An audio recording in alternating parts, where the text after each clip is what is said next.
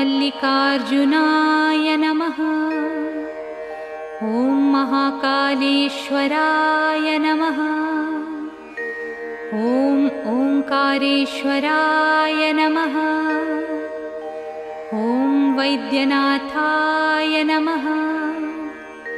ॐ भीमशंकराय नमः। ॐ रामेश्वराय नमः। ॐ नागेश्वराय नमः।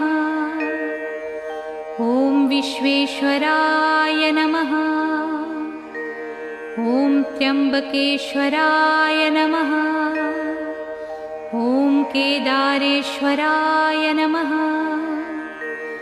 ॐ घुस्मेश्वराय नमः।